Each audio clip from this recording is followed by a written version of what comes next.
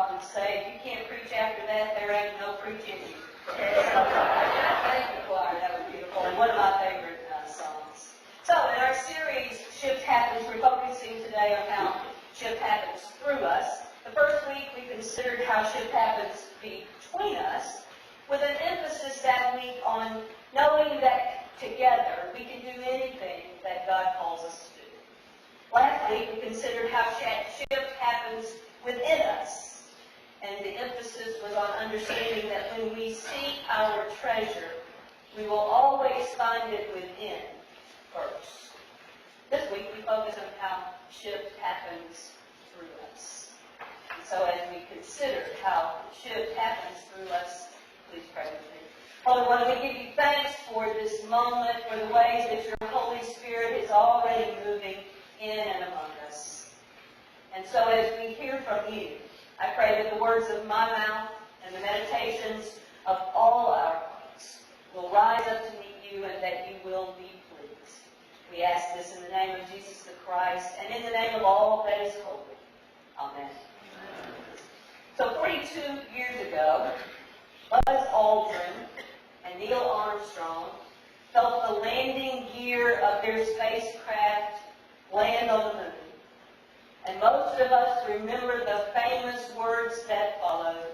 Houston, the Eagle has landed. What you may not know is what happened right after that, right after the landing, but before the infamous walk on the moon. Let's take a look at that.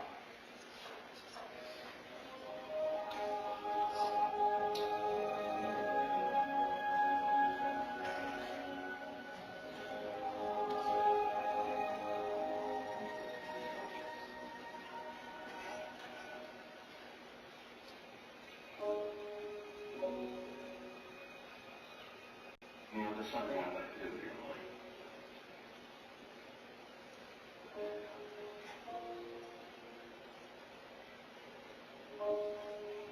I clear it with thee. I feel the grief of everything others got from reading from Genesis. Can't be specific. Somehow I do.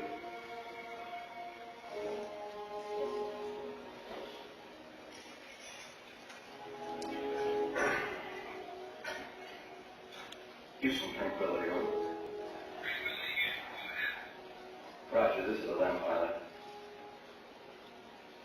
I'd like to take this opportunity to ask every person listening in, whoever or wherever they may be, pause a moment, contemplate the events of the past 2 hours, and to give thanks in his or her own way.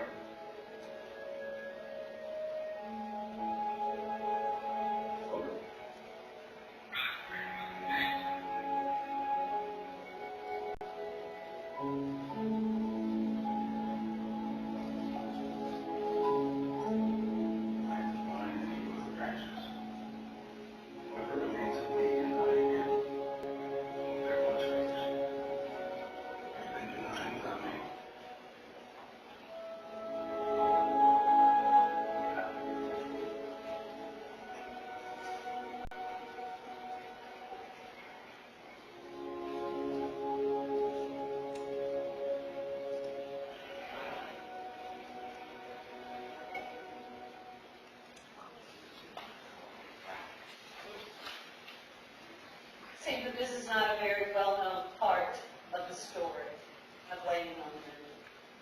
But think of it. The act of communion, the breaking of bread and drinking of the wine, the act of remembering was done before the first steps on the moon were ever taken. That's pretty amazing, isn't it? This act of communion. Taking a spacewalk would have been a very scary moment. And just like Jesus, right before the scary moment, Buzz Aldrin decided to take part in the gifts of communion. I hope you were listening to the gospel reading today because it is a reading that recounts the communion story. We recount it every week right here at this table. And I have to say, as meaningful as it has come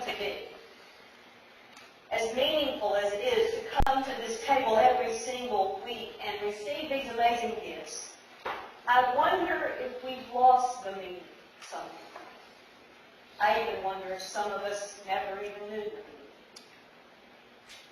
As we think about what it means when shift happens through us, there is no better place to learn this lesson than at this table, than in the Eucharist. And interestingly enough, the beauty and substance of this meal, the beauty and substance of this communion ritual lies in one single word. We say it every week. You hear it every week. It is the word remember. Remember. Perhaps you're like me, at least for a long time in my life, and you always thought that when we say remember me or do this in remembrance of me, that it means to simply recall. It means to simply conjure up a memory of Jesus. It calls us to say, I am reminded in this moment of Jesus. And so maybe that's what most of us have always thought, that this word remember means. And though that's part of it, it is such a small part of the true meaning of this word. That calls for us to think about the language of Jesus, if we're going to fully understand this word. In the language of Jesus, first of all, it would have been Hebrew. And the Hebrew word for remember is zukar. It would have also been recorded in the Gospels in the language that is Greek. And the Greek word for remembrance is anamnesis. Anamnesis. And so these are two words that it's really important for us to understand the true meaning, the deeper meaning of them, in order for us to understand the true meaning of this table. These two words, zukar and anamnesis, are very akin to one another, which you would expect in the translation of things. And it gives us a glimpse into what Jesus might have been trying to say to us at the Passover meal that night when he took the bread and he took the cup and he uttered the word, remember me, or do this in remembrance of me. So it's important for us to understand these two words. Anamnesis. It means, aren't you impressed I can say it? And I'm going to say, if you try to say it 3 times in a row, you're going to mess up. So leave it alone. Anamnesis. Here's what it means. It means to recall a memory. Bring that memory into the present moment and become it. Let me say that again. Anamnesis, remember, means to recall a memory, a moment in the past. Bring that moment into this present moment and then become it. That's a very different matter, isn't it?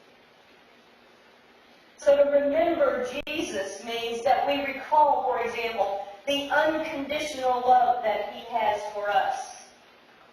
And we bring that unconditional love into this present moment, and we become unconditional love that flows through us.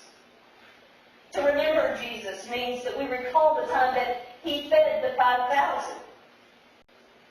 We recall that he gave them food, and we bring that to the present moment. And we become those who give food. It comes through us. To remember Jesus means to recall the time that he sat with the outcast woman at the well. Remember her? It says remember her and bring that compassion of Jesus into this present moment and become that compassion that moves through us.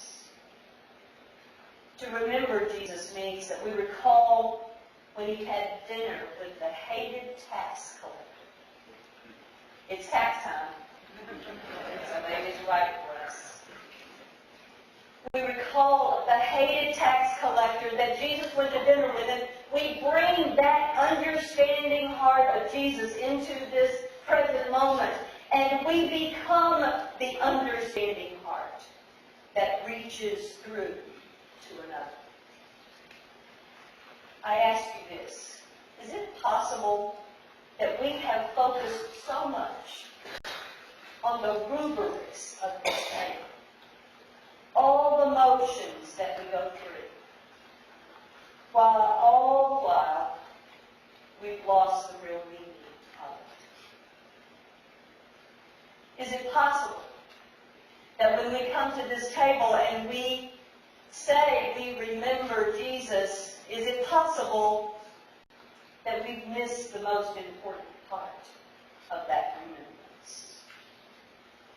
How is it that you and I come to see it differently from now on, when we bring that memory of Jesus into the present moment? I don't know about you, but I think that's pretty mind-blowing. It's pretty mind-blowing to imagine that we bring all the things we know about Jesus into this present moment, and it doesn't stop there. We have to become it. And that is the way that God works through us. This is the way shift really happens. Buzz Aldrin, we just saw him. After taking the wine and bread, he recited the verse in the book of John that says, I am the vine and you are the branches. At the Passover table, Jesus confirmed for us that God is the source of all the changes and shifts in the world. Amen? God is the source. But we are the branches that deliver that source of good to the world. It's not much good to have a vine if you don't have branches that deliver the fruit to the world.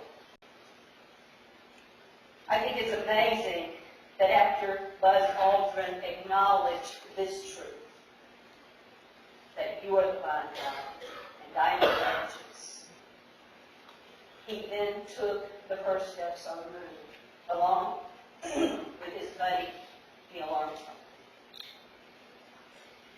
I have to say, I think for me, and I imagine for you, there's some hard lessons to learn in this whole idea of remembrance, of anamnesis.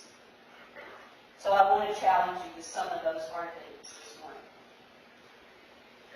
When you and I stand face to face with someone who does not have enough to eat, that is the moment that we bring the memory of Jesus feeding the 5,000. We bring it to this moment and we become it. And church, it's simple. When we become it, we feed them. Period. End story. When you or I meet someone who's very different than we are and we're uncomfortable. You remember the days when people were uncomfortable with us? Okay, so we get a chance now. When we encounter people who are different than we are and we become uncomfortable, that is the moment that we remember that Jesus sat and healed the lepers. The most outcast people of his day, the lepers. He sat with them and he healed them. And so it asks us to bring that into this present moment and to sit with them and to heal them because we help in not making them invisible. A lot of healing to be noticed, to be seen. When you or I have been betrayed or lied to, anybody had that happen? Remember that Jesus asked God to forgive those who hung him on a cross. And so we have to bring that memory of forgiveness into the present moment. And for those who have betrayed you and lied to you, it's simple. Forgive them. That's what it means to bring Jesus into this moment. When you or I pass judgment, pass judgment on someone because we don't like who they are or what they are doing, I'm guessing you'll have quite a gaggle of those just this week. People that it's easy to pass judgment on because of who they are and what they're doing. Remember that Jesus said that the one who is without sin, should cast the first stone. So we recall that Jesus. We bring that to this present moment. And it's simple. We suspend judgment. When you or I are in conflict with someone over politics, every day, right? Remember that Jesus said we are all God's children. Not some of us. Not when it's convenient. Not just the Republicans and the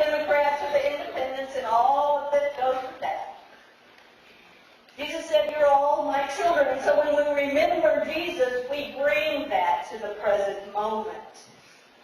And we include them. And we listen. When you or I become aware that a whole school of children don't have the same books and pencils and paper as a school in a wealthier part of town. Remember that Jesus said that we should give to the least of these. So when we bring that into the present moment, it's simple. We provide for them. Boy, this is hard, isn't it? But it is exactly what Jesus tried to teach us in the practice of communion, in the coming to this table. No wonder we need to do it every week. Because we need to remember often. We need to be reminded often. And because of that, I hope that after today, you will never think of this table, of these gifts, of communion in the same way. I hope when you receive the elements from this day forward, you will be serious about what it means to bring the life of Jesus into the present moment and become it. I cannot even begin to tell you, throughout Christian history, how much time has been spent on how we ought to do this. I can't tell you, if you study Christian history, how much energy has been spent on which thing we should put where on this table and what we should say about it. I cannot even begin to explain to you how many fights in Christian history there have been over what we do at this table. And yet, the simplicity is what has been lost. I would submit to you, in many ways, it does not matter what we do. It does not matter. You know why? Because if we bring Jesus into this present moment and we become it, this table will have done exactly what it was designed to do. We don't need it to be any more than that. Amen? Now, I don't need to make that sound simple. Or maybe I need to make it sound simple but not easy. Because it means we have to rewire all our notions about what it means to come to this table. It means we have to fix it and redo it, redesign it, and put it somewhere else in our whole psyche. I mean, I know where you come from. I know the places and the churches and the traditions of faith that many of you come from. And a lot of stuff was put around this table. And then we missed the most important part. I would like us as a community, because we believe that God can shift things through us, that we take this table seriously, and we do it differently from now on.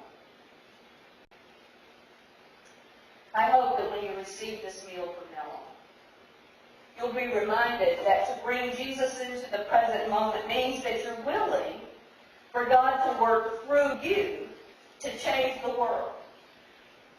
Every preacher says that, but let me say it again. Coming to this table means that you are willing to let God work through you to change the world, your home, your workplace, your church, your community. I remember the time when the lesson of anamnesis worked in my life in a most unexpected way. This has been a good number of years ago. I just assumed not to say the number. I was living in Washington, D.C. at the time, and I had not yet become a professional clergy person. And I was working the corporate job that I had for a long time, and I was in the city of D.C. And most of the time, people in the city do not use cars. It's a far too dangerous thing, so you use the subway, you walk, and different things. So I had a number of appointments that day, and I had some time in between appointments. So So I decided to do what we would all do, right? If you see or anywhere is go find Starbucks. That's where I would spend my time in between appointments. So I had a book that I'd been reading, and so I found Starbucks. I went in, I ordered my coffee. It was a cold day in D.C. And I went to a place in the Starbucks there, and I sat down with my coffee, and I pulled out of my backpack my book. And so I was thinking to myself, I hope nobody comes and sits close to me. I hope nobody bothers me. I just want to read my book and be left alone, right? So I kind of did my book like this, hoping I would send a message like, don't post it over here. And I was there for maybe 10 minutes reading my book, and don't you know that a woman comes into Starbucks who is clearly a homeless person. She is a mess. She's got on all kinds of different clothes, trying to stay warm. I look out the window and I can see her buggy sitting right by the door, full of all the things she's gathered up to try to make her life work. And I'm not proud of this, but I said to myself, I hope she does not come over here. But of course, she came over and sat right down by me. Right next to me, as close as you could get. I could smell her. It was not pleasant.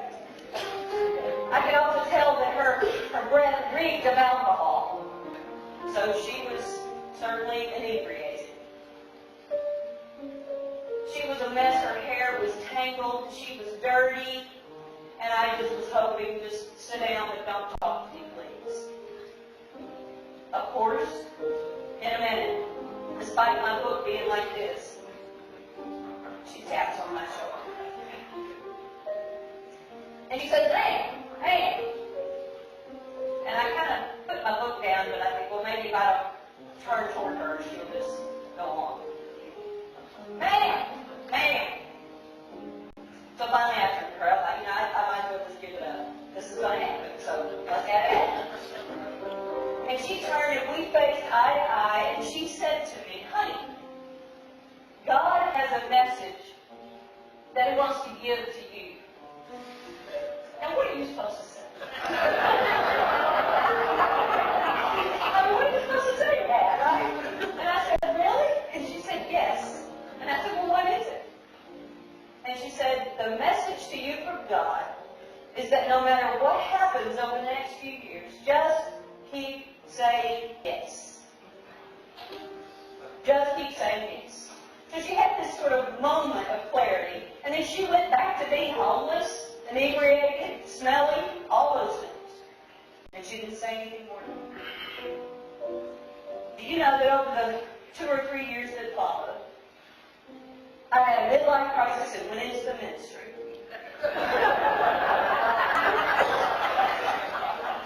My dad died real unexpectedly and far too young. I met someone who I had a relationship with for 15 years who had a daughter, and I had no idea I'd ever be a parent. And I kept thinking about that homeless woman saying to me, just keep saying yes. Just keep saying yes. Do you know that anamnesis happened that day? Do you hear that? Because something was available in that homeless woman that is often not available in me, which was an openness to hear what God is saying. I don't think it mattered that she was drunk. I don't. Because there was a moment where a message came through her to me. And over the years that followed, I never forgot that very simple 30 seconds of my life where she said, God wants you to just keep saying yes. This week, I hope your mantra will be, along with me, I remember and I say yes. I remember and I say yes. I remember and I say yes. Say it with me. I remember and I say yes.